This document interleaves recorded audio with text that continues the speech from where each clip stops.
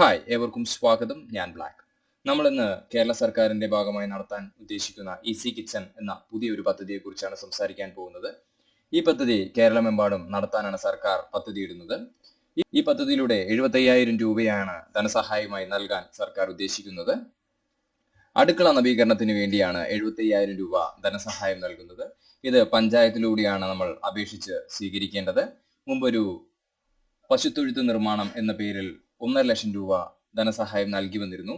ഈ പദ്ധതിക്ക് നമ്മൾ അപേക്ഷിക്കുന്ന സമയത്ത് നമ്മൾ ഒരു കൊട്ടേഷൻ കൊടുക്കേണ്ടതായിട്ടുണ്ടായിരുന്നു. അതായത് നമ്മൾ ഈ തുക എങ്ങനെയാണ് ഉപയോഗിക്കാൻ പോകുന്നത് എന്ന് കാണിച്ചുകൊണ്ട് ഓരോന്നിനും വ്യത്യസ്തമായ ബില്ലുകളും കാര്യങ്ങളും സബ്മിറ്റ് ചെയ്തുകൊണ്ടാണ് നമ്മൾ ആ പദ്ധതിയിലേക്ക് അപേക്ഷ സമർപ്പിച്ചിരുന്നത്.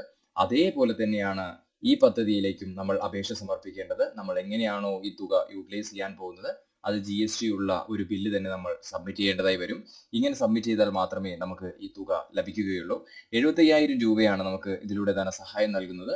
ഇത് അടുക്കള നവീകരിക്കുന്നതിനും ടൈൽസ് ഒട്ടിക്കുന്നതിനും ഗ്രാനൈറ്റ് പതിപ്പിക്കുന്നതിനും സിങ്ക് സ്ഥാപിക്കുന്നതിനും അടുക്കള പെയിന്റ് ചെയ്യുന്നതിനും അടുക്കളയിൽ കബോർഡുകൾ നിർമ്മിക്കുന്നതിനും എല്ലാം വേണ്ടി നമുക്ക് ഉപയോഗിക്കാവുന്നതാണ്.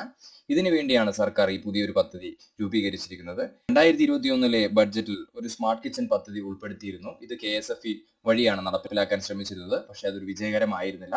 അതിന് പകരമായാണ് ഈ പദ്ധതി നിലവിൽ മുന്നോട്ട് വെച്ചിരിക്കുന്നത്.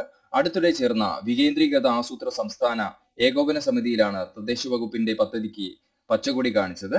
അതുകൊണ്ട് തന്നെ ഈ പദ്ധതി ഈ ഷോർട്ട് ടൈമിൽ തന്നെ എല്ലാ പഞ്ചായത്തുകളിലേക്കും എത്തുന്നതാണ്.